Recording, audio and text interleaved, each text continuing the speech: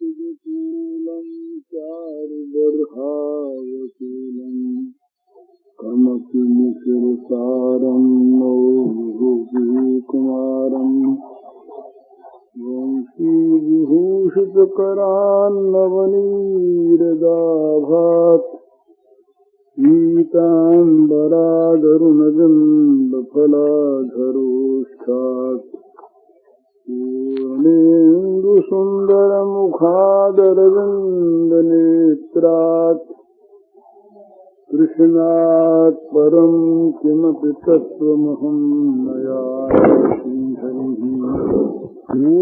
कषायविभीषणोर्निर्धीमं धनुषतमनन्तबलस्य किं तत् तस्य हृदयेभ्यहरतो भुजदण्डघूर्णयवार्घोषमङ्गवरवारणविक्रमस्य आश्रित्य तत्सदनाभिभवं वीक्ष चक्षुश्रवासमसरत्तदृश्यमाणः सम्प्रेक्षणीय सुकुमार घनावदातं श्रीवत्सपीतवसनं स्मितसुन्दरास्यम्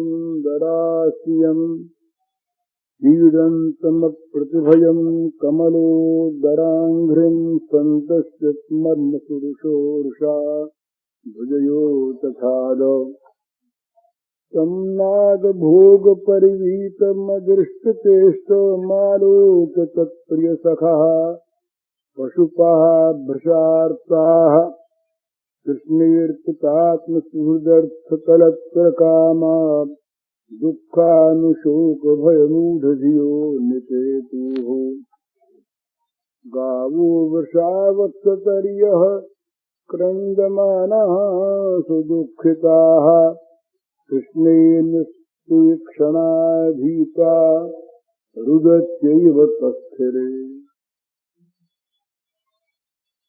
भगवान श्री कृष्ण अनंत ऐश्वर्य निकेतन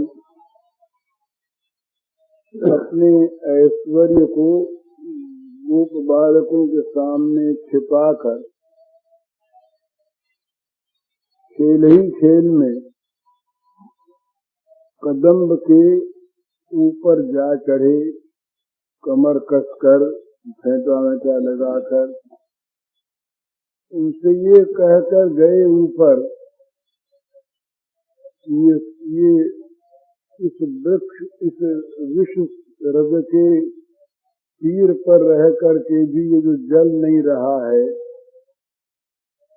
कदम्ब का वृक्ष, तो ये अमृत लेकर जाते हुए गरुड़ के घड़े में से कुछ अमृत गिर गया था इस पर, इससे ये जल नहीं रहा है। तो अमृत कहाँ है, जरा उसको देखें खोजें, तो वो अमृत को ले आवे तो यहाँ सब जगह बिखेर दें, तो यहाँ जो पशु पक्षी आते हैं सब मर जाते हैं, वो न मरें, क्योंकि ये नहीं मर रहा है ना, ये सामने दिख रहा है। तो बच्चों से ये कहा।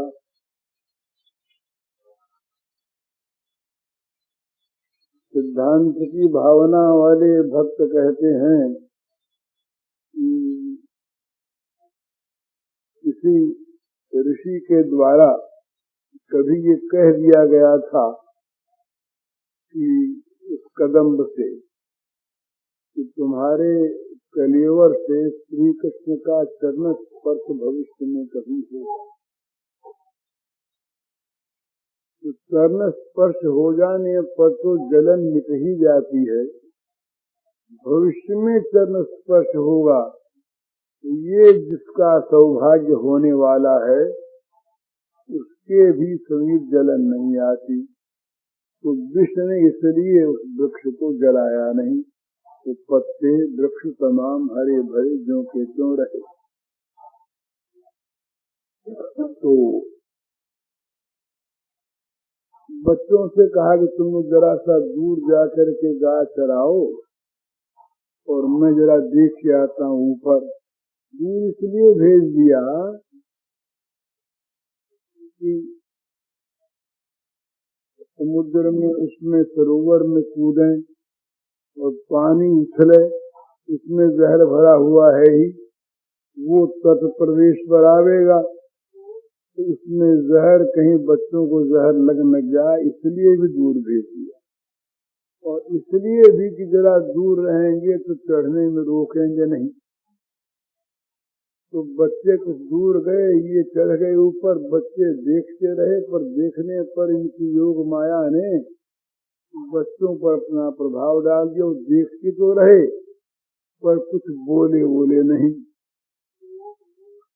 तो बच्चों ने वो एक चकचकी लगाकर देखना तो शुरू कर दिया, पर उनमें से किसी ने उनको रोका नहीं, निवारण नहीं किया कि तुम मत चढ़ो, क्या तुम चढ़ोगे तो हम साथ साथ चढ़ जाएंगे, ये नहीं कहा। तो भगवान ऊपर जा करके वो कमर को कस के गए थे ऊपर, बोले देखो ऊपर जाके ना कहीं कपड़ा उपड़ा फंस जाए, फहराता रहे तो कमर बांध ली। बच्चों के खेल में खेल की तरह से कमर बांध कर और वो दुपट्टा यूं ले करके अपने जनेऊ की तरह से उसको बांध लिया और पगड़ी वगड़ी जाके उसको ठीक ठाक करके और चढ़ गए ऊपर। और ऊपर से वो कदम वृक्ष से अगाध विष जल पूर्ण उस सरोवर में कूदे। उसमें कितना गहरा पानी था ये कहानी जा सकती। उसके नीचे उसने जल का स्तंभन करके अपने रहने का स्थान बनाया था।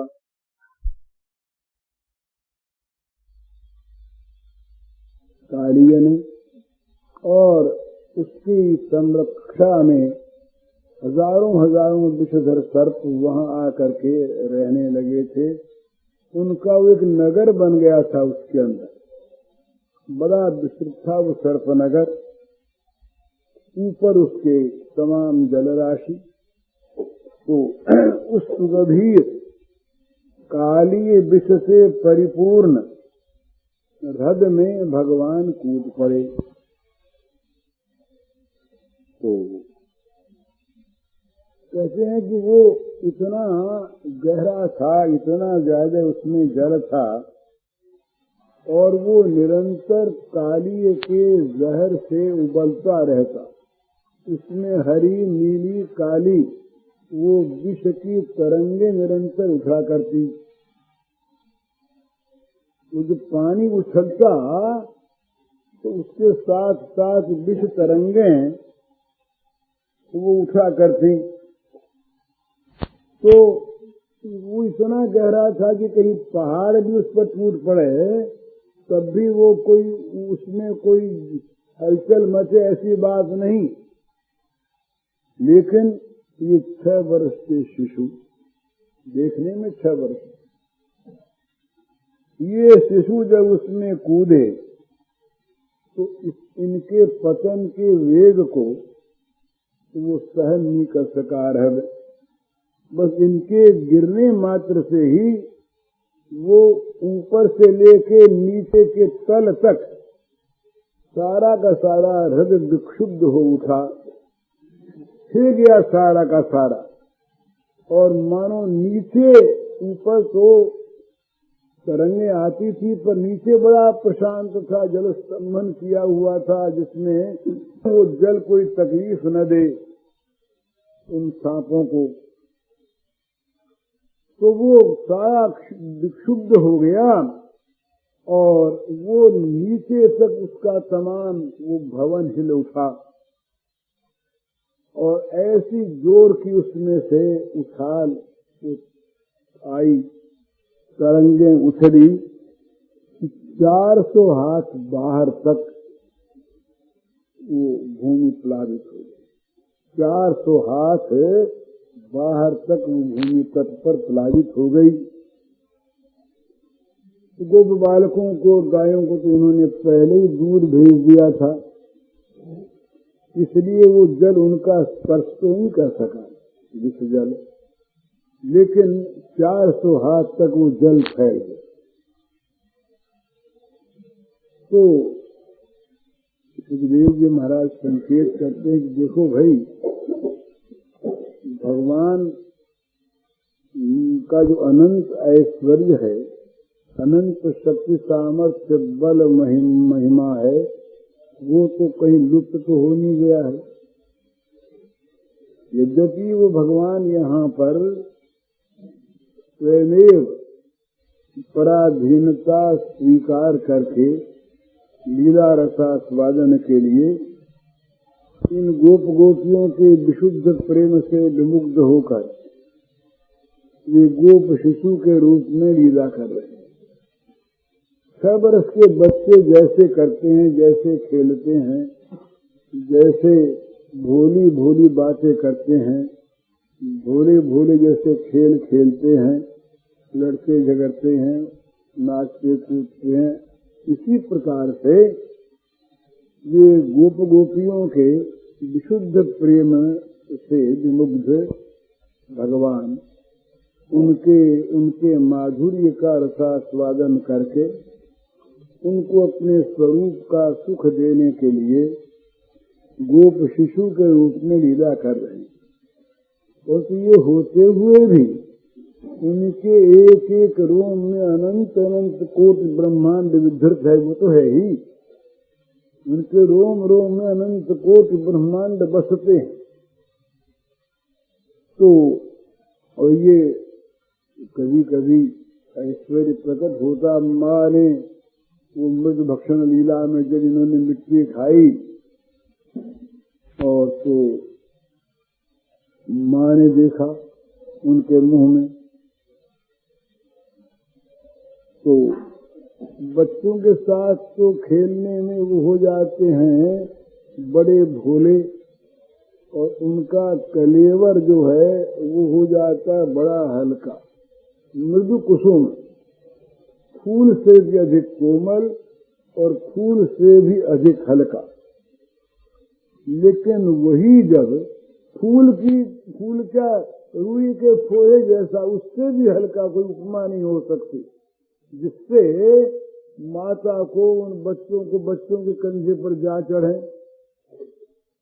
तो बच्चों को अगर बोझ लगे तब तो उठा के फेंकने, तब तो सारा खेल ही बिगड़ जाए। तो बच्चों को तो आनंद आया कि जैसे गुदगुदी हो रही कोई फूल सा, कोई बड़ा कोमल कोमल लगे बच्चों को।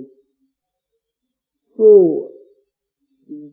खेल में बच्चों के लिए तो वो कुसुम की अपेक्षा भी कोमल और रूई की अपेक्षा भी हल्के। तो वही जब असुर निग्रहादि की लीला करते हैं तो एक असुर के कंधे पर जा चढ़े, तृणावर्त ने उठा लिया उनको, तो ऐसा मालूम हुआ कि मानो कोई वज्र का पहाड़ आ गया, टूट पड़ा हो, तो बोझ सह नहीं सके। तो करोड़ों करोड़ों वज्रसारों के समान इनका कठिन और बोझल कलेवर बन जाता है। तो दोनों प्रकार की लीलाएं, जहाँ असुर निग्रह लीला है, असुरों पर कृपा करने की लीला है, वहाँ भगवान का ऐश्वर्य इनसे छिपा हुआ। गोप बालकों से, ब्रजवासियों से वो ऐश्वर्य को छिपाए रखते हैं, तो प्रकट होता उनके लिए। इनको मालूम होता हमारे साथ ही छोटे से कन्हैया नन्हे से यही खेल रहे हैं, उनको मालूम होता कि तो कोई वज्रसार है बड़ा भयानक। तो जहाँ ये अत्यंत कुसुम कोमल, वहाँ वो अत्यंत कोटि कोटि वज्रसार के भार को लिए हुए वो प्रकट होते हैं भगवान। तो गोप बालकों के आनंद को बढ़ाने के लिए भगवान ने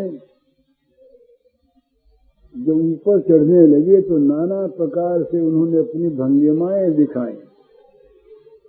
वो आंख मटकाने लगे और हंसने लगे, बोले देखो ना ऊपर चढ़ के जाएंगे और कहीं उसका पता उता लगा करके उस अमृत का, और तुम लोगों को बरसा देंगे यहाँ पर उस अमृत को।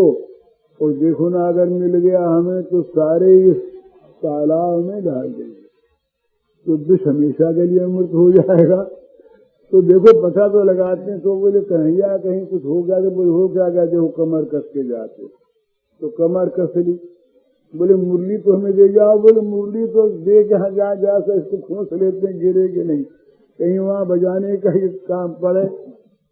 तो मुरली खोस ली और फेंटा मेटा बांध लिया और कमर कस करके और काली हृदय में वो जा गिरे।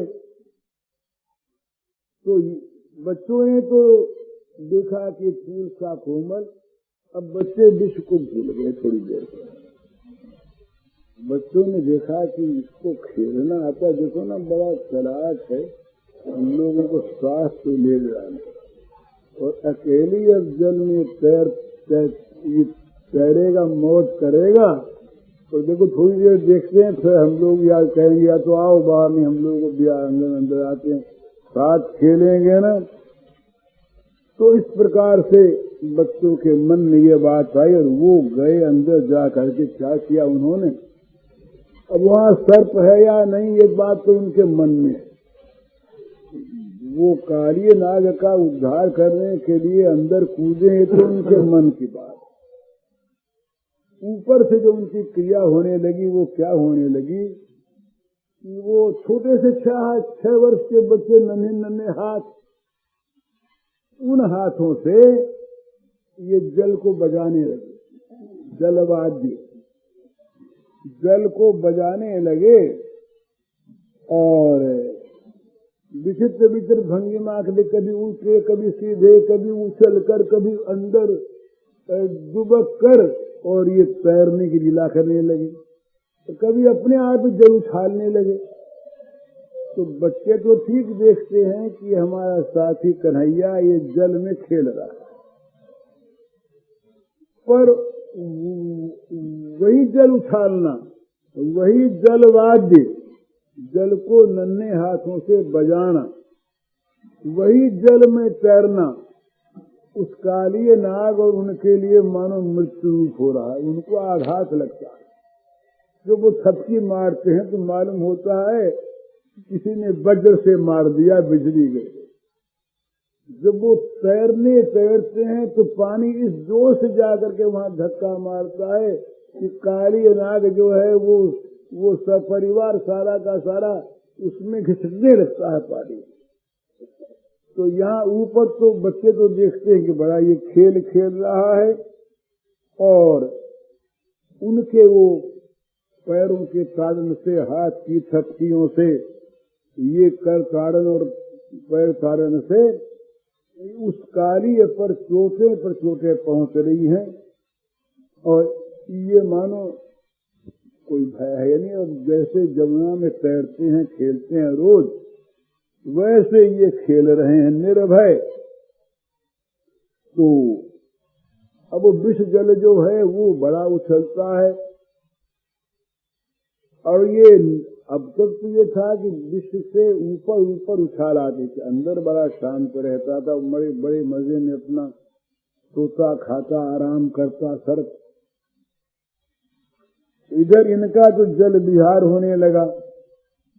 अब जल विहार में कहीं कहीं वो नीचे जाकर ऊपर आते तो उसमें चक्कर आने लगते, भ्रमर होने लगता उसमें, वो आवर्त पानी में, और वो नीचे जाकर के वहां भूकंप हो जाता। इनके तो मामूली नीचे घुस करके ऊपर निकले डुबक कर तो आवर्त पड़ गया, और वहां आवर्त क्या होता, उनका महल जो अंदर का है आवास स्थान, वो लगता घूमने, मानो वहां पर भूमिकंप हो गया। तो ये असंख्य घूरना वर्ष ऊपर उठने लगे, और वो असंख्य वहां जाके उसको सताने लगे। तो वो जहाँ चक्कर में पड़ा सांप और उनके साथी, वहीं बेहोश होने लगते। ये तो चक्कर पर चक्कर समय ही नहीं। कोई आदमी किसी को बैठा दे तो वो घूमने लगे यूं, तो कितना हैरान होता है। तो वो बेचारे इस घूरना वर्ष में पढ़कर अर्धमृतावस्था में से प्राप्त हो गए। अब ये बच्चे तो ताली पीटते, बोले देखो कैसा खेल रहा है। बोले जरा आपकी डुबके लगाओ, आपकी डुबके लगाओ तुम, देखो हम भी कूद के आते हैं। ये बच्चे तो हो करें, ताली पीटें। और वो कह गया था ना कि देखो तुम लोग यही दूर रहे ना, तो ये भी मन में आया कि भाई वो कह गया है ना, तो उसकी बात भी माननी चाहिए, वो हमारा प्यारा है, तो हम कहीं आगे बढ़ जाएंगे उसको दुख होगा। उसको दुख जरा भी न हो। ये प्रेम राज्य में सबसे बड़ी चीज ये है, स्वसुख वांछा का सर्वथा परित्याग। जहां भी स्वसुख दिखता हो वहीं उसको काट, और जहां पर प्रियतम के सुख की चीज हो वहां अपनी सारी इच्छाओं को, तमाम इच्छाओं को नष्ट कर दे उसके सुख से। तो छोटे छोटे बच्चे पर स्वाभाविक इनमें प्रेम की, कन्हैया की बात नहीं मानेंगे तो कन्हैया को सुख होगा। यद्यपि मन में बड़ी खेलने की आ रही है, अकेला खेल रहा है, तो उसको देख करके दूर से ही 400 हाथ दूर खड़े हैं, वहीं से ताली पीट रहे हैं, हो कर रहे हैं, नाच रहे हैं और कन्हैया को शाबाशी दे रहे हैं, खूब किया। आपकी जरा फिर डुबके लगाओ तो देखें। हम लोग भी आते हैं, एक तरफ तो अंदर जा करके उनके साथ खेलने की उनकी अत्यंत उत्कट अभिलाषा, और उसमें बड़ा आनंद, तो साथ ही ये भाव पैदा होता कि ये आनंद कहीं कन्हैया के आनंद में बाधक हो गया तो अपनी नहीं जाना। तो सुख वांछा का सर्वथा परित्याग और प्रिय के सुख के लिए सर्वस्व त्याग, ये ब्रज की लीला में निरंतर चलने वाली बात है। माधुर्य में भी, वात्सल्य में भी, सख्य में भी, ये तीन ही रसों का वहां पर ब्रज में दास रस है, वो इनके अनुगत है, और शांत तो बिल्कुल छिपा हुआ है। तीन रसों का प्राधान्य है सख्य, वात्सल्य और माधुर्य। तो इन तीनों रसों में ही सुख वांछा का सर्वथा परित्याग है। तो श्री कृष्ण की इस निर्भय लीला को देखकर हृदय के तीर पर दूर पर खड़े हुए बच्चे बड़े प्रसन्न, बड़े आनंदित, बड़े उत्साहित, उल्लास में भर गए। भूल गए कि यहाँ पर कोई जहर वहर भी है कि नहीं, लेकिन जहाँ इनके लिए उल्लास वहाँ बेचारे काली के लिए तो आज मौत आ गई। उसने देखा कि गरुड़ तो यहाँ आ नहीं सकता, उसको तो शोभरी ऋषि का साथ है, और इंद्र कुबेर वरुण यहाँ आवे तो वो भी हमारे जहर से बिना जले रह नहीं सकते, चाहे कितने अमर होंगे। तो ये है क्या?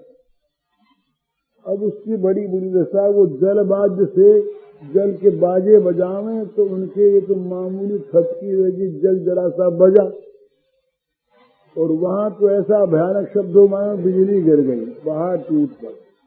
इस प्रकार का शब्द वहां पर तो कान बहरे हो गए बेचारे। सांप के आंख से ही कान का काम होता है, कर्मेंद्रिय तो है पर कर्ण गोलक नहीं, तो कर्ण गोलक न होने पर भी सर्व सुनता है। तो काली अनाज मानो बहरा हो गया, और ये जब वो तैरने के भाव से जब ये वो जल हिलता है तो उसका वासस्थान और शरीर सारे के सारे में कंप आ जाता है। यूं मकान हिलने लगता, यूं बदन हिलने लगता, चीजें हिलने लगती, अंग प्रत्यंग। अकस्मात अपने घर में ये पीड़ा, ये बाधा, ये भयानक एक विपत्ति आई देखकर उसने देखा कि सोचा कि मन में इस संसार में कोई तो ऐसा है नहीं जो हमको आके छेड़े। ये गरुड़ छेड़ सकता है पर गरुड़ यहाँ आ नहीं सकता, उसी के भय से हम यहाँ रह रहे हैं। तो ये क्या बात है। और हमारा इतना भारी विष है कि जो दूर दूर तक हवा में जाकर के उड़ते हुए पक्षियों को मार देता है, तो हमारे जल के अंदर आकर के कोई जीता रहे, ये भी संभव नहीं। तो यह है क्या? तो अचल तल स्पर्शी उस आवास स्थान में वो गर्त में अपना घर बना करके वो रहता कार्य वो चिंता करने लगा, पर कोई बात स्थिर नहीं आई। इतने में वहां तो स्थिर ये तो सोच है, और यहाँ तो बंद है ही नहीं ये काम। तो जल तारण और तैरना ये तो बंद है। तो जब जो बच्चे कहते हाँ और तो ये और जोर से करने लगते हैं, तो इनका तो यहाँ खेल बढ़ रहा है और उस बेचारे की आफत बढ़ रही है। तो आखिर जब उसने सोचा कि अब तो ये चीज दमित तो हो ही नहीं रही है, रुक तो नहीं रही है, कम भी नहीं हो रही है, बढ़ रही है, तो इसका इलाज करना चाहिए। ये क्रमशः है वृद्धि प्राप्त होती हुई ये विपत्ति न मालूम क्या करेगी। तो उसने अपने गर्त से ही फनों को ऊपर उठा के देखा कि देखे क्या है चारों ओर। उसने देखने का शुरू किया तो कार्य ने दूर से ही देखा कि इस पर ये विपत्ति ढाने वाला कोई न तो पहाड़ है, न गरुड़ जी महाराज है, न कोई देवता है। तो उसने देखा कि रोशनी सी निकल रही, पहले रोशनी दिखाई दी, एक दीप्ति आभा। उसने देखा ये कहाँ से रोशनी आ रही है। फिर जब आंख गड़ा के देखा तो मालूम हुआ कि उस रोशनी से वो रोशनी मानो उसके तरंग में छा गई। प्रत्येक तरंग के साथ मानो बिजली खेल रही हो, तरंग के साथ बिजली खेल रही हो। यह अद्भुत उपमा है। तरंग के साथ बिजली खेल रही, इस प्रकार से उसे दिखाई दिया कि प्रत्येक लहरी में एक प्रकाश की लहरी आ रही है और बड़ा शीतल, बड़ा प्रखर प्रकाश है। प्रकाश बड़ा तेज पर गर्म नहीं, ठंडा प्रकाश। फिर उसने आंख गड़ा के देखा कि दिखाई दिया एक नवनील नीरज, बड़ी सुंदर कांति, श्याम वदन। वो एक नन्हा सा शिशु, वो इस सरोवर के वक्षस्थल पर खेल कर रहा है और उसी में से रोशनी निकल रही है जो सारे हृदय को जिसने आलोकित कर दिया है। और देखो ना, अब एक नई चीज उसको दिखाई दी। उसको ऐसा दिखाई दिया कि इसके ऊपर तो मानो शांति है, ऊपर वो उछाल नहीं है, वो जल एक बार निकल के गिरा, अब तो ऊपर तो शांत है। ऊपर विश्व से उछलता था, विश्व ऊपर जाना बंद ही हो गया। तो विश्व को लेकर के जो इसमें बड़ी भाई भाई तरंगें उठती थी वे तो बंद हो गई, और भीतर जहाँ वो तरंग पहुंचती नहीं थी, जहाँ बिल्कुल प्रशांत जल था बंधा हुआ, वहां पर ये घोर हिलना डुलना आलोड़न हो गया। उसने देखा कि ये बड़ी आश्चर्य के बाद जिस विश्व की ज्वाला से निरंतर इसका पानी गर्म रहता, उत्तप्त रहता, और निरंतर जिसमें विश्व की तरंगें उठा करती लाल पीली काली, अब तो देखते हैं कि इसमें इन तरंगों में शांति आ गई है और मानो सारे जल पर नील श्यामाभा युक्त एक प्रकाश छा रहा है। और ये भी दिखाई दिया कि मानो ये जल की तरंगें दर्पण बन गई। एक नहीं, अनेकों हजारों उन शांत तरंगों में श्री कृष्ण मूर्तिमान हो रहे। तो बड़ी कमनीय मूर्ति दिखी उसको अपने इस रथ की। वो पीत वसन है, कमर बांधे हुए हैं, फेंटा कसे हुए हैं, और भगवान के वो वक्षस्थल पर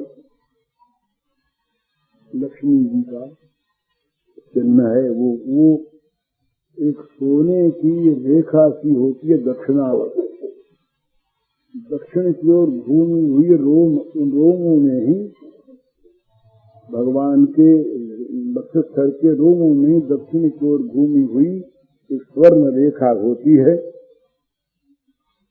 वो रेखा दिखाई दे रही है ठीक ठीक, और दुपट्टे को उसे लंबा जनेऊ की तरह से उन्होंने बांध रखा है, वो पीला दुपट्टा। और नीलमणि भी उनके उस प्रकाश उसके रंग के सामने नील श्यामाभा युक्त उज्ज्वल प्रकाशमय भगवान का कमनीय कलेवर। तो और फिर वह हंस रहे हैं, भय तो है ही नहीं। तो वो चंद्रमा की शोभा को भी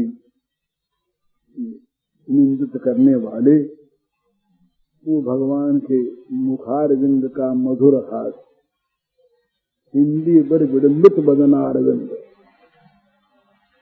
ऐसा जो भगवान का बदनारविंद मुख कमल, उसका हास, और वो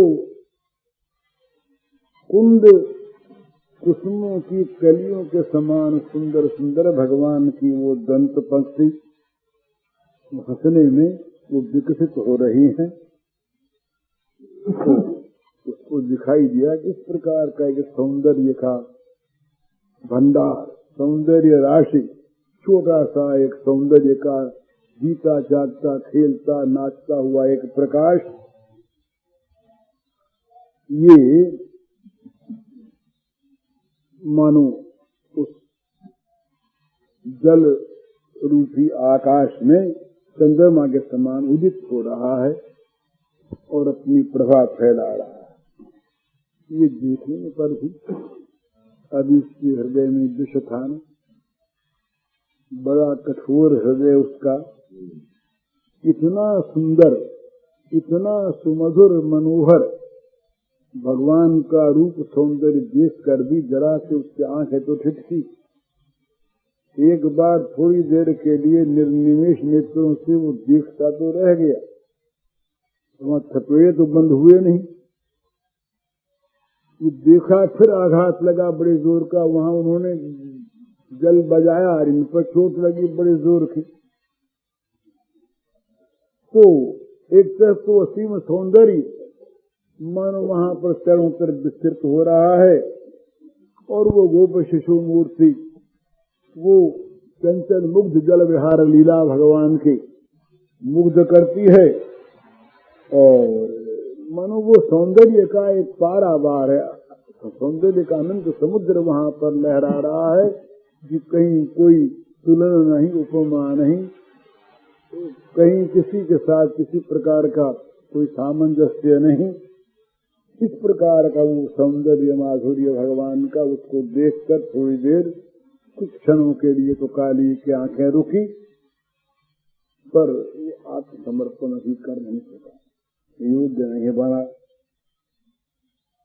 वो असीम सुषमा धारा भगवान की, वो अभी कुछ और उसको पवित्र करना चाहती, इसलिए उसकी जो महाक्रूरता है उसे अभी रोक नहीं सकी, रोका नहीं। अब उसने बड़े क्रोध में भर करके और उसके 100 फंदे सबको ऊपर उठाया और बड़े लंबे लंबे श्वास लेकर के जहर उगलने लगा। जितना वो उगल सकता था, मारे तीव्र रोष के, मारे क्रोध के, उसका सारा बदन तो कांपने लगा काली का, और आंखें उनकी उसकी लाल हो गई, और उसके मुंह से अंदर से जहर के झरने बहने लगे। तो ये इस प्रकार विष उगलने लगा और घोर गर्जन करके भगवान की ओर वो दौड़ा, पानी में